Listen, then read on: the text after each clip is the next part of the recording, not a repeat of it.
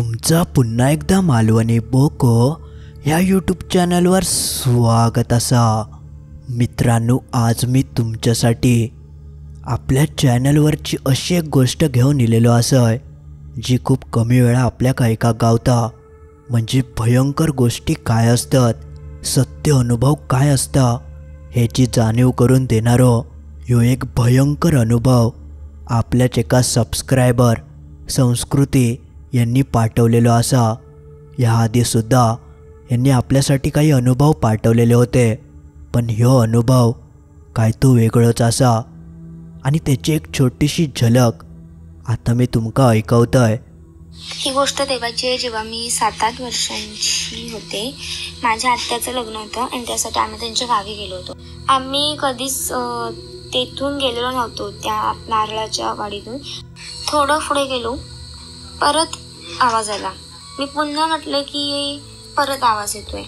आतमध्ये घराच्या जवळ पोचल्यानंतर तिथून आहे ना आम्हाला अचानकपणे आतमधून खूप मोठ्याने ओरडण्याचे, भांडी आपटण्याचे आवाज यायला लागले आणि जवळजवळ पुन्हा 3च्या आसपास लिटरली म्हणजे अक्षरशः मला आठवून सुद्धा आता अंगावर काटा येतो। एक बाई, आमचे वासे असतात जे घरामध्ये वासे आडवे टाकलेले असतात, त्याच्यावर लिटरली एक बाई बसली होती आणि ती माझ्याकडे बघतेय एकटक आणि मी तिच्याकडे, ती माझ्याकडे बघते आणि अशी विचित्रच हसते। ती माझ्याकडे बघून ती स्माईल करते आणि मला असं मला हलायचं आहे, मला हालचाल करायची आहे, पण असं वाटत होतं की माझे हातपाय कोणीतरी बांधून ठेवले। या सगळं ऐकान तुमका थोडंफार अंदाज येलोच असत की हो अनुभव किती भयंकर असा तो। त्यामुळे आता जास्त वेळ न घालवता आपण सरळ या गोष्टीकडे वळणार असाव। पण त्याआधी तुमच्याकडे जर असले सत्य अनुभव असतील तर ते तुम्ही माका नक्की पाठवा। ईमेल, इंस्टाग्राम किंवा टेलिग्राम मार्फत तुम्ही हे अनुभव माका पाठवू शकतास आणि त्याची सगळी माहिती व्हिडिओच्या डिस्क्रिप्शन बॉक्समध्ये दिलेली असा। चला तर मग वळूया आपल्या आजच्या या सत्य अनुभवाकडे।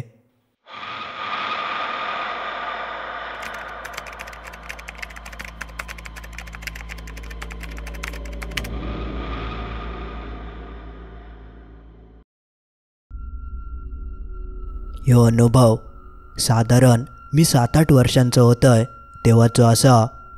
तेव्हा माझ्या आतेचा म्हणजेच पप्पांच्या बहिणीचा गावाकडे लग्न होता आणि थयच पप्पांचे मामा वगैरे रवायचे। तर आम्ही सगळे आत्याच्या लग्नासाठी गावाकडे गेलो होतो। तर आमच्या त्या गावाकडे 2 वाडी असत, एक खालची वाडी आणि एक वरची वाडी। तर त्या दोनवल्या वाडीत आमची घरा होती।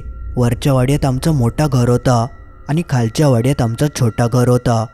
आणि आमच्या आत्याचं लग्न खालच्या वाडीत होणार होता, कारण आम्ही थंय नुकताच एक नवीन घर बांधलेलं।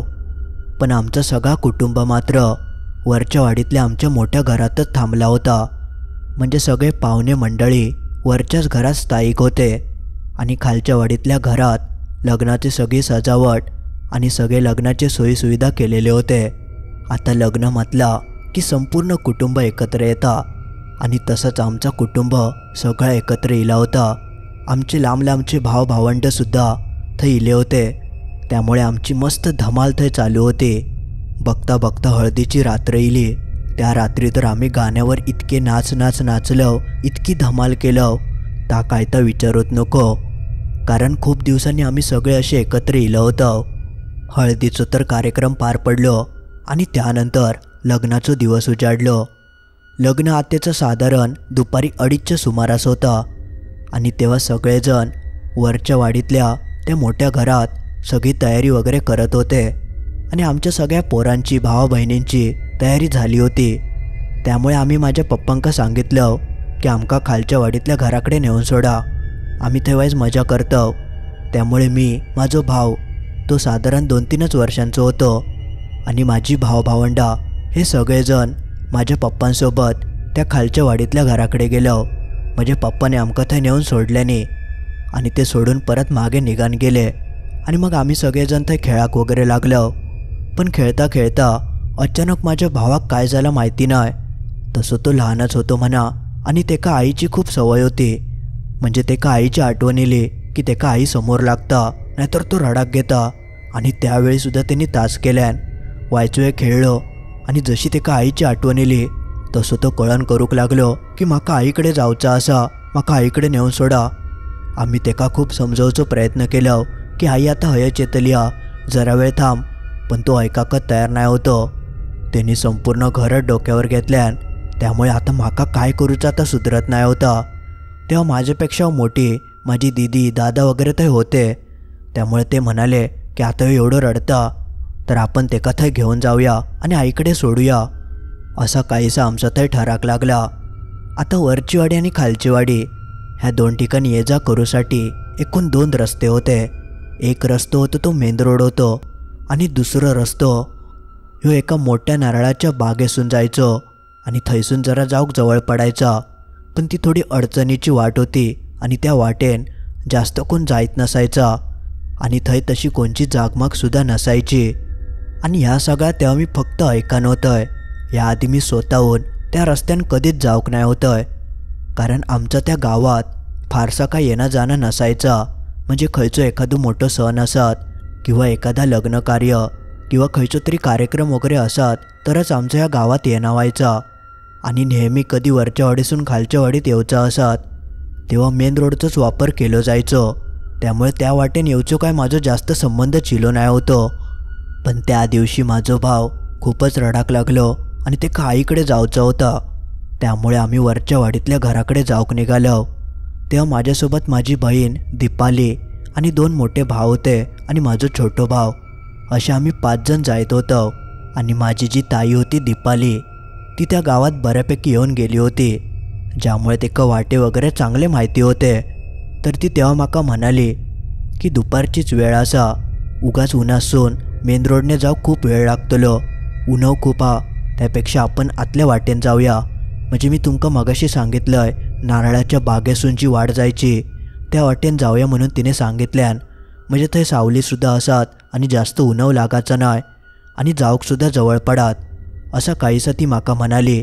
माका तर काय जास्त माहिती नाही, त्यामुळे ती आता बोलता म्हणून मी म्हटलं ठीक असा, जवळ पडता तर आपण याच वाटेन जाऊया. म्हणून मग सगळ्या जणांनी ठरवून आम्ही त्या वाटेन जाऊक लागलो. ताईन माझ्या भाव गुंतलून घेतलेला होता आणि आम्ही सगळेजण एकत्र गप्पा गोष्टी मारत त्या रस्त्यान जाऊक लागलो. आणि जायत असताना सुद्धा माझो भाव रडतच होतो. आम्ही तेका म्हणा होतं की रडा नको, आपण आईकडेच जातो, पण तो काय ऐका नाही. त्यामुळे आम्ही पटापटच चाललेलो. साधारण दुपारचे 2-2:30 झाले होते. आणि मी तुमका सांगितलंय की ती नारळाची बाग खूप मोठी होती आणि थंय कोणचा जास्त येणं जाणं नसायचा, ना कोणची जागमाग होती. तरीसुद्धा लवकर जाऊच्या कारणामुळे आम्ही त्या वाटेन जायत होतो. आणि जायत असताना सगळ्यात पहिल्यांदा माझ्या कानावर एक आवाज पडलो आणि तो आवाज एखादा भांडा कसा पडता तसो काहीसो तो आवाज होतो. तो आवाज ऐकताच मी पटकन माझ्या बाजूक चलत असलेल्या मोठ्या भावाक विचारलंय, अरे दादा, तुका आवाज येलो काय कसलो? तो म्हणालो, होय माका आवाज येलो. म्हणून मी म्हटले, कसलो आवाज आयो, खंय भांडा पडला? कारण आजूबाजूक कोणची लोकवस्ती नाही होती, मग भांडा खंय पडाक शकता? तसं तो माका म्हणालो, अगो कावळ्या बिवळ्यान खंयतरी दगड टाकल्या नसतलो, तेचोच आवाज झालो. माका पहिल्यांदा वाटला असात, म्हणून मी तेव्हा एवढं काय लक्ष देऊक नाही आणि आम्ही तसेच पुढे चलाक लागलो. थोडा पुढे गेल्यानंतर परत माझ्या कानावर आवाज पडलो, तसंच भांडा पडलेल्याचो. तसं मी परत दादाक म्हणालोय, दादा परत आवाज येलो. त्यावर तो माका म्हणालो, अगो खंयचो तरी पक्षी वगैरे असतलो किंवा नारळ वगैरे खंयच्या तरी लोखंडार पडलो असात, त्यामुळे असं आवाज येता. माका तर त्याबद्दल कायच माहिती नाही होती. आता दादा एवढं बोलता म्हणून मी म्हटले असात, तशाच कसल्या तरी गोष्टीचा आवाज येलो असात, असं काहीसं विचार करून मी आपल्या परत पुढे चलाक लागलोय. पण जसं अजून जरा पुढे जातंय तसं परत माझ्या कानी आवाज पडलो आणि तो आवाज असो एकदम स्पष्ट असं वाटा की एखादा भांडा जमिनीवर पडता. तिसऱ्यांदा तो आवाज इल्यावर मी मात्र जरा घाबरलोय. पण माका घाबरलेला बघून दादान थोडं माका धीर दिल्यान आणि तो माका म्हणालो, अगं संस्कृती, तुका सांगितलंय ना मी, कावळे बिवळे चोचीसून भांडी वगैरे घेऊन येतात तेच हडेतडे टाकत असतील. पण माका एक गोष्ट समजत नाही होती. एकदा दोनदा ठीक असा, 3-3 वेळा असं आवाज कसो काय येऊ शकता. त्यामुळे मी थोडा थंय घाबरानच होतंय. मग त्यानंतर आम्ही आपल्या हडेतड्याचे गप्पा मारूक लागलो. तसं तो आवाज नंतर थांबलो. पण या सगळ्या प्रकारामुळे मी आणि माझा तो दादा जरा मागे राहिलो होतो आणि बाकीचे सगळे चलता चलता पुढे गेले होते. आणि एक अशी ती छोटीशी पायवाट होती, आजूबाजूक तशी घनदाट झाडीच. तसं मग थोडा अजून पुढे गेल्यावर आमका वाटेत एक जुना घर दिसाक लागला. एकदम जुना मातीयेचा घर होता आणि त्या घराची एक भिंत वगैरे कोसळलेली होती. म्हणजे त्या घरात कोण राहत नाही होता. तर आम्ही जसे त्या घराच्या जवळ येऊन पोचलो तेव्हा अक्षरशः आमका त्या घरासून मोठमोठ्यान आरडण्याचे आवाज येऊक लागले. जणू कोणतरी माणसं मोठमोठ्यान भांडतात, भांडी वगैरे आपटतात असो काहीसो आवाज त्या घरासून आमका स्पष्ट ऐका केलं. आणि त्या टायमाक नेमका मी आणि माझो मोठो भाव हे दोघेच पाठी रवलं होतं. बाकीचे माझी मोठी बहीण माझ्या भावाक उचलून पुढे निघान गेली होती. पण जेव्हा ता सगळं आम्ही ऐकलं तेव्हा तर माझं अक्षरशः थरकापच उडाक लागलो. पण माका असा घाबरलेला बघून दादा तेव्हा जरा मोठं होतं, त्यामुळे तो माका धीर देऊक लागलो की संस्कृती चल ऐसून काय नाही होचं. पण मी या मात्र थंय चांगलाच घाबरलं होतंय आणि एकटक त्या घराकडे बघत चाललं होतंय. कारण ते सगळे आवाज थंयसून मोठमोठ्याने येत होते. ता सगळा काय घडता ता माका समजत नाही होता. पण त्या सगळ्यानंतर माका थंय जा काय दृश्य दिसला ता दृश्य बघून माझ्या तर पायाखालची जमीनच सराकली. त्या मातीच्या पडक्या घराच्या एका खिडकीवर माका स्पष्ट एक बाई उभी असलेली दिसली आणि ती क्षणात थैसून बाजूक निघान गेली. जेव्हा मी त्या साडी नेसलेल्या बाईक थंय बघितलंय त्या क्षणी मी इतक्या घाबरलोय की थैसून पळाकच घेतलंय. तसं माझं भावसुद्धा मागसून माझ्या पळाक लागलो. त्यांनी सुद्धा थोडीशी झलक थंय बघितल्यान पण तेका फारसा काय दिसक नाही. पण मी मात्र स्पष्ट थंय एक बाई बघितलं होतं. त्यानंतर आम्ही धापा टाकत कसे बसे वरच्या वाडीतल्या घराकडे येऊन पोचलो आणि दीदी वगैरे सगळे माझ्या भावाक घेऊन आतमध्ये गेली होती. आणि आम्ही मागसून येऊन घराच्या पायरीपर्यंत इलो आणि पायरीवरच बसलो आणि खूप घाबरलेले होतो. दादाक सुद्धा थोडीफार भीती वाटलीच होती. आणि तेवढ्यात हॉलमध्ये आमचे आजोबा बसले होते आणि तिने आमका बघितल्याने आम्ही थोडे त्यांका घाबरलेलेच वाटलं आणि धापा टाकत इलो. त्यामुळे ते आपले आमका विचारूक लागले, काय गो पोरानो काय झाला, वाघ पाठी लागल्यासारखे पळत कशा केलास. पण तेव्हा तर माका काय बोलायचा तास सुधरत नाही होता. दादाव काय बोलत नाही होतं. पण मी जा काय बघितलं होतं ता खूप भयंकर होता. पण ता सगळा सांगूची तेव्हा माका हिंमतच झाली नाही. आणि परत एवढा सगळा सांगितल्यावर ते परत काहीतरी बोलतील किंवा माका वराडतील असा काहीसा माका वाटला. म्हणून मी तेव्हा काय बोलाक नाही. आणि मग दादा आजोबांका सांगितल्यान की काय नाही आजोबा, धावण्याची आम्ही शर्यत लावलेलं म्हणून दमलो असा काहीसा सांगान त्यांनी वेळ मारून नेल्यान. आणि मग त्यानंतर सगळे आमचे कुटुंबीय सजान वगैरे तयार झाले आणि मग लग्नाचं मुहूर्तसुद्धा होतं. त्यामुळे मग सगळेजण खालच्या वाडीतल्या घराकडे जाऊक निघाले. आम्ही खालच्या वाडीत जाऊन पोचलो. लग्न कार्य एकदम व्यवस्थित पार पडला. आणि मग ता सगळा आटपून आम्ही सगळेजण रात्री परत वरच्या वाडीतल्या घराकडे येऊन पोचलो. सगळा झाला, सगळ्यांनी आवरावर केल्याने आणि सगळेजण झोपले. आणि मी आणि माझी सगळी भावंडा आम्ही एका खोलीत झोपलो होतो.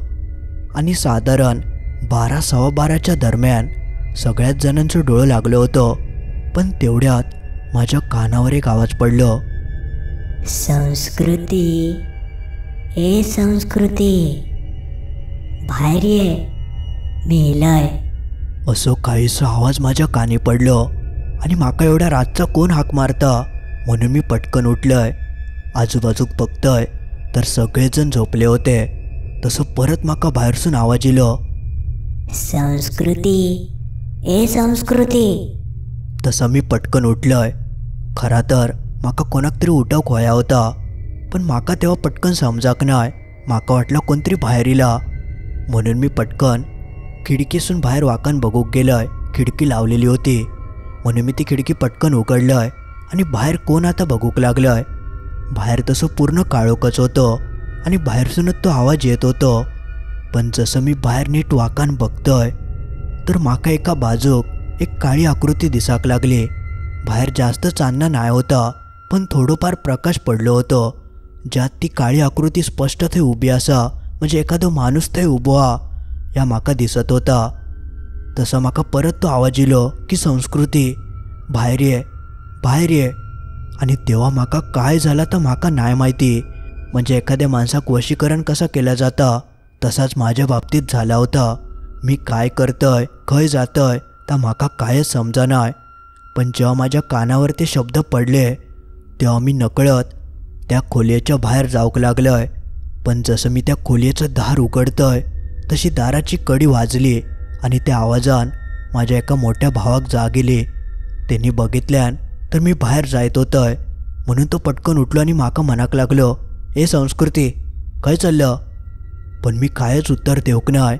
मी पूर्ण कडी उघडून दार उघडतच होतोय तसं तो पटकन माझ्या मागसून येलो आणि त्यांनी म्हाका पकडल्यान. आणि जसं तो म्हाका पकडता तेव्हा मी पटकन भानार येलोय. मग तो म्हाका म्हणालो खंय चल्लं, पण म्हाका माहितीच नाही होता की मी खंय चल्लय, कशाक चल्लय. त्यामुळे मी तेका काही एक न बोलता परत येऊन माझ्या जागेवर झोपलोय. तेका काय कळाकत नाही. रात्र खूप झालेली. तेका वाटला की या झोपेत वगैरे चलत असतात, म्हणून त्यांनी काय एवढं लक्ष देऊक नाही. त्यांनी परत दाराची कडी लावल्यान आणि तो सुद्धा माझ्या बाजूक येऊन झोपलो. आणि मग त्यानंतर रात्री 3च्या सुमारास माझ्यासोबत एक प्रकार घडलो. तो प्रकार आठवून आत्ता माझ्या अंगावर काटे येतात. इतको तो भयंकर प्रकार होतो. म्हणजे 3च्या सुमारास परत माझ्या कानावर आवाज पडलो, संस्कृती, ए संस्कृती. आणि जसो ह्यो आवाज माझ्या कानी पडता तसं मी पटकन जागा झालोय. आणि ह्या वेळेक जशी मी डोळे उघडून बघतोय तर म्हाका वरती जे घराचे वाशे होते त्या वाशावर एक बाई स्पष्ट बसलेली दिसली. आणि ती बाई माझ्याकडेच बघून एक विचित्र हास्य करत होती. मी त्या बाईकडे बघत होतोय आणि ती बाई माझ्याकडे बघत होती. पण तिचं तो सगळं अवतार बघून आणि अचानक वाशावर त्या बाईक बघून माझी तर चांगली तणतणली. माका तर खरा मोठमोठ्या हारडाचा होता. दादाक बहिणीक उठवचा होता. पण तेव्हा माका काय झालं काय माहिती नाही. माझे हातपाय एकदम सुन्नत झाले. ते अजिबात हलतच नाही होते. माका तोंडान आरडाचा होता, पण माझी दातखळीच बसल्यासारखी झाली. तोंडासून एक शब्द बाहेर पडत नाही होतो. म्हणजे त्या क्षणी माका कायच करूक गावत नाही होता. तेव्हा अक्षरशः माझ्या बाजूक दादा ताई सगळे झोपले होते, पण मी त्यांना हात लावून उठवूक सुद्धा शकत नाही होतंय. अशी काहीशी परिस्थिती माझी झाली होती. जणू कोणीतरी माका घट्ट पकडून ठेवल्या नसत असं काहीसं वाटत होता. आणि मग त्यानंतर माझ्या नजरेसमोर ती वाशावर बसलेली बाई क्षणात नाहीशी झाली. पण त्या सगळ्या प्रकारात मी इतक्या घाबरलो होतोय की त्या दिवशी सकाळी सकाळी माका मरणाचो ताप भरलो. मी तापान फणफणलोय, ज्यामुळे मग घरचे माका डॉक्टरांकडे घेऊन गेले. ताप खूप असल्यामुळे डॉक्टरांनी सगळी तापाची औषधं दिल्यानी आणि मग त्यानंतर माका घरचे घराकडे घेऊन इले. पण त्या दिवसापासून माझा आजारपण थांबलात नाही. जवळजवळ 1-1.5 महिनो मी त्या आजारपणातच होतोय. ताप सारखो येऊन जाऊन होतो. डॉक्टरांकडे कित्येक वेळा घरच्यांनी नेल्यानी, पण ह्यो नेमको ताप हा कसलो काय निदान समोर येत नाही होता. आणि ह्या 1-1.5 महिन्यात माझं वागणंसुद्धा खूपच बदलान गेलेला. म्हणजे या सगळं माका घरच्यांनी मग सांगितल्यानी. ते म्हणत होते की तेव्हा तू एकदम गप्प बसान राहायचं, कोणाशी बोलत नाही होतं, एका कोपऱ्यात जाऊन बसाक सारख्या तू बघत होतं. असा काहीसं विचित्र माझा तेव्हा वागणा होता. आणि ह्यातला माका तर काय आठवतच नाही. माका फक्त त्या दिवशी दुपारी आम्ही त्या वाटेन इल्लव आणि रात्री ती बाई वगैरे माका दिसली एवढंच काहीसं आठवत होता. आणि मग त्यानंतर काही घरच्यांका लोक म्हणाले की बाहेरचा काय असत तर बघा, कारण पोर 1.5 महिने जाग्यारा काय निदान होत नाही. म्हणून माझ्या घरच्यांनी माका एका भक्ताकडे नेल्याने होता. तर तो जो भगत होतो तिने माका बघितल्यान आणि त्यांनी सांगितल्यान की ही पोरगी एका फेऱ्यात सापडली असा. आणि एका ठिकाणी ती घाबरली आणि त्या ठिकाणीच एका बाईचं वास होतो आणि तीच बाई हिच्या मागावर आणि त्याचमुळे ह्या सगळा घडता. अक्षरशः त्या भक्तान त्या जागेचं वर्णन देखील केल्यान की अशी मोठी नारळाची बाग हा आणि त्यातून एक पायवाट जाता आणि मधीच एक पडलेला मातयेचा घर हा, थंयची पोरगी घाबरली हा. ह्या सगळं ऐकल्यानंतर माझ्या घरच्यांका समजला की मी नेमका खंय घाबरलंय ता.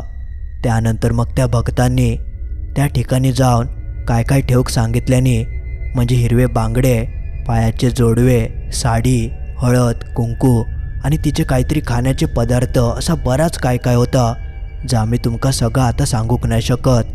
तर असा सगळा काही त्या भक्तांनी माझ्यावरसून ओवाळून त्या पडक्या घराच्या थंय नेऊन ठेवूक सांगितल्याने त्यानंतर मग आम्ही सगळे परत घराकडे येलो आणि थंय मग आजोबांनी हा सगळा जा काय सांगितलेला होता त्या सगळा माझ्यावरसून ओवाळून काढल्याने आणि ते आणि माझा एक मोठो भाव त्या वाटेतला जो पडका घर होता त्या ठिकाणी जाऊक लागले.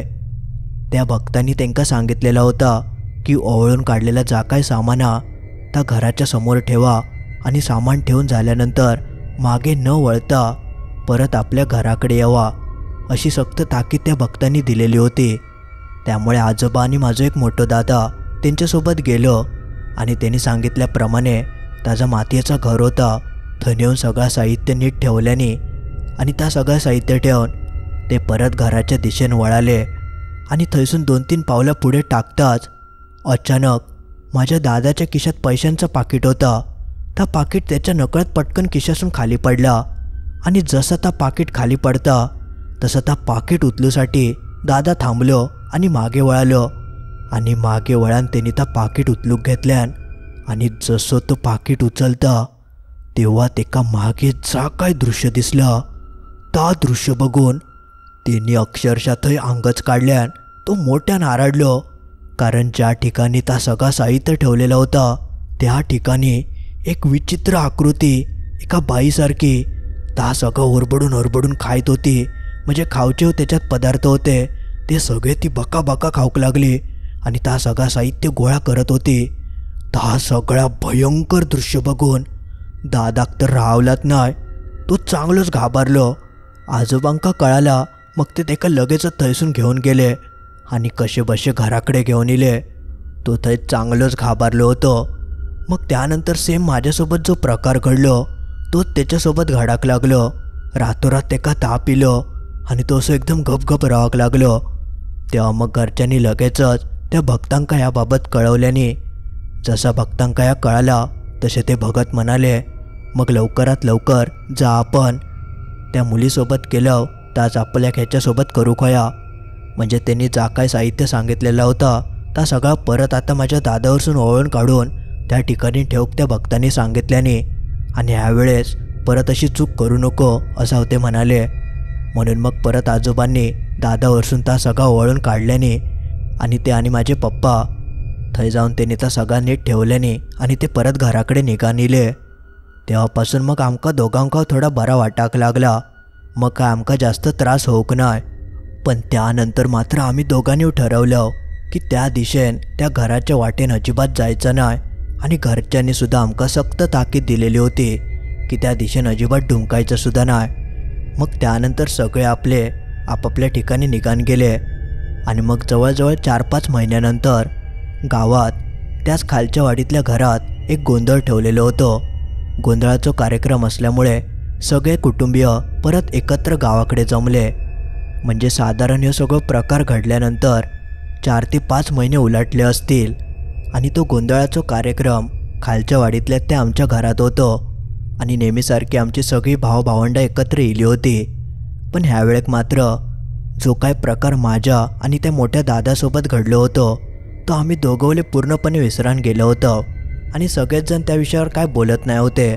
आमचे नेहमीचे दुसरे विषय चालू होते आणि आम्ही सगळेजण त्या खालच्या वाडीतल्या घरात जमलो होतो. रात्रीची वेळ होती आणि देवीच्या गोंधळाक सुरुवात झाली. माझ्या बाजूक एक माझी ताई बसलेली आणि दुसऱ्या बाजूक माझी आजी. तर अचानक गोंधळ चालू होताच माझ्या ताईक काय झालं काय माहिती नाही, ती पटकन उठली आणि बाजूक एका काळोखात जाऊन बसली.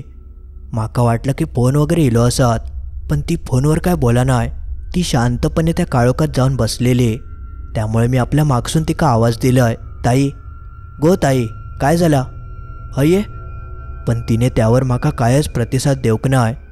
मी 2-3 वेळा हाक मारून बघितलंय, पण ती काय इली नाय. म्हणून मग मी आजीक म्हणालय, आजी ती बघ ना कशी थंय जाऊन बसली आणि येतव नाया.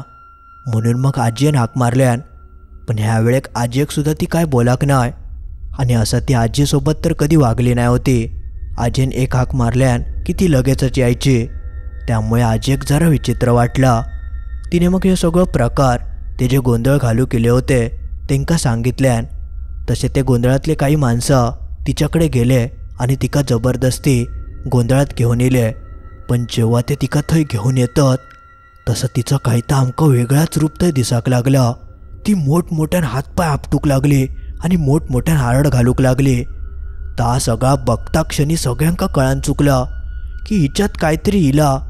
म्हणून ही देवीच्या समोर येऊक बघत नाया.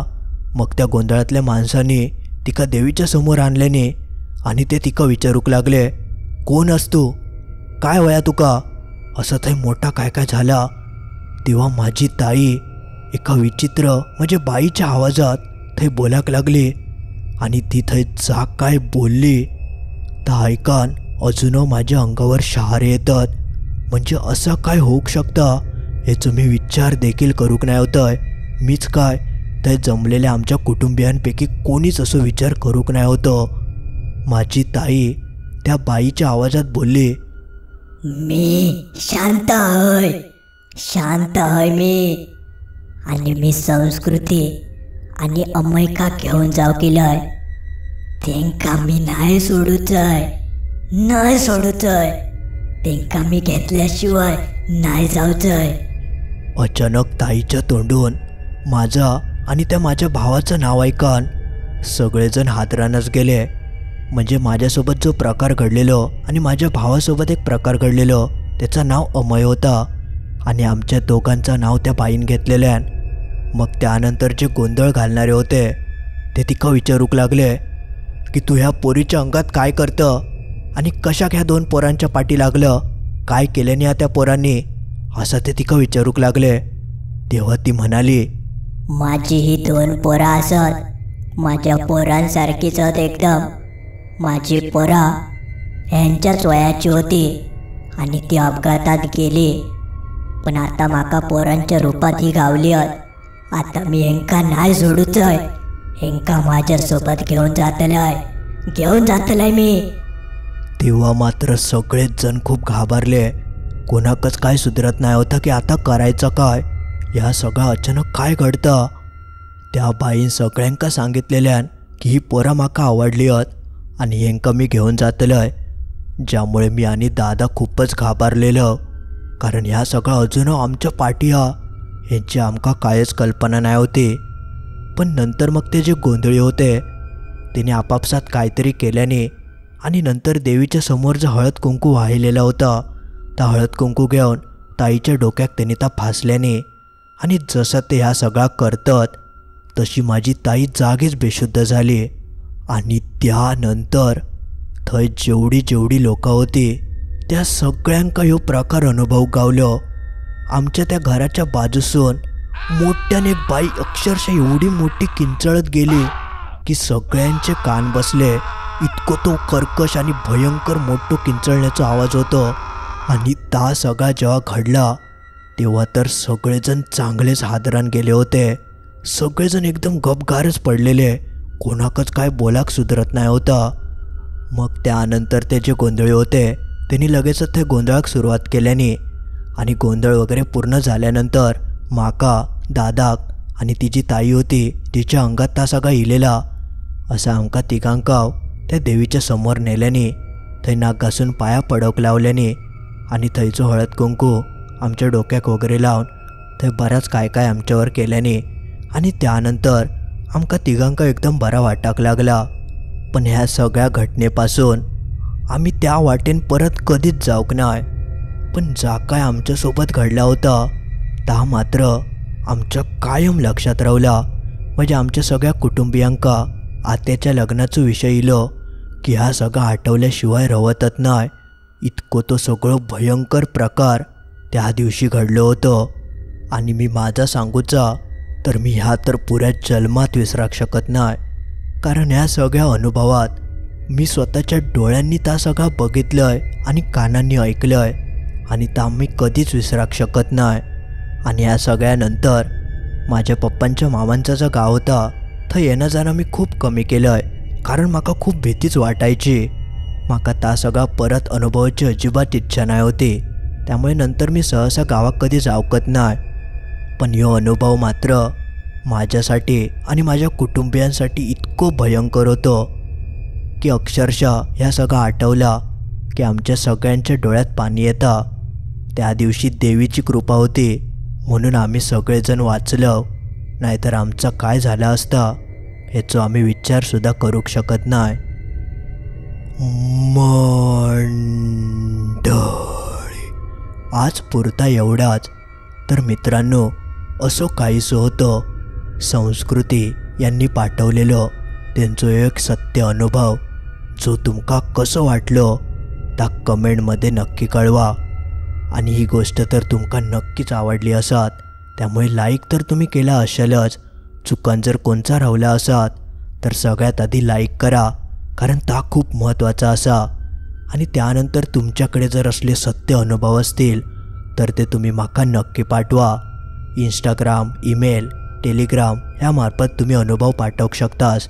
आणि ते कसे पाठवायचे ह्याची माहिती व्हिडिओच्या डिस्क्रिप्शन बॉक्समध्ये दिलेली असा.